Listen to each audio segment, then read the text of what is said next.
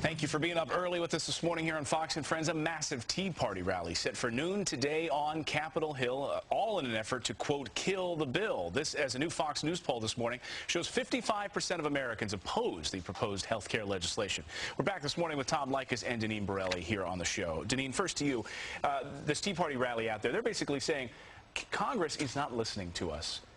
Government is not listening to us. Right. Do you think that most Americans' voices aren't being heard? We just showed you the poll. Oh, yeah. Well, the Tea Party movement started a little over a year ago. I'm part of the movement. I was one of the speakers at the 9/12 rally last year for FreedomWorks in Washington.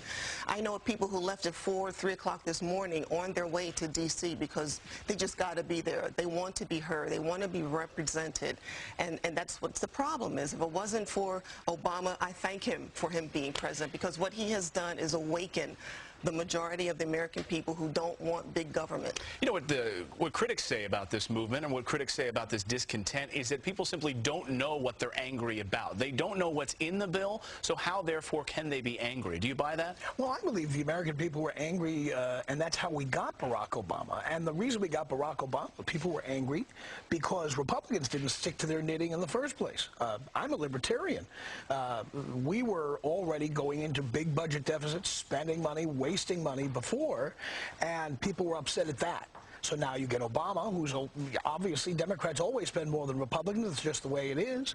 And now people continue to be angry. But they are angry primarily because of the unemployment rate. If the unemployment rate was down 9, 8, 7%, you wouldn't see the anger you see now. That's what's causing people to be angry. And also what's causing people to be angry, of course, is the cost. But as you know, the Democrats have come out over the past few days and touted these CBO numbers, saying, look, it's going to reduce the deficit over the long term.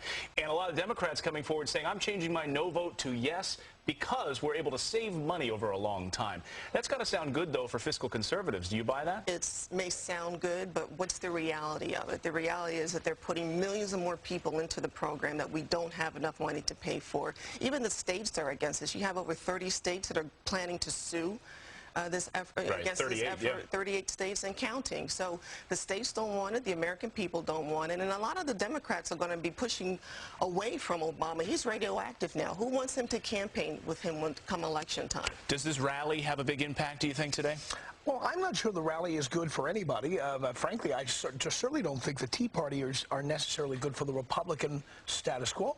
For freedom of speech and to let people have their voices heard? Oh, I'm not saying people should have any movement they want to have. What I'm saying is it just isn't good to be. Republicans are at their best, I believe, when they are one voice, one group standing as one. But when they're not listening, what's left for them? I don't disagree with what you're saying, but what I'm saying is it's not good for the Republican Party. Whether or not it's good for the American people is another question. And that's an interesting question. We're going to show you a new poll coming up in a little while here on Fox News that'll show you just content with Congress in general. Republicans, Democrats, it really doesn't matter. But thank you both, Tom, Deneen. We appreciate you this morning. Thank you. For coming in so early.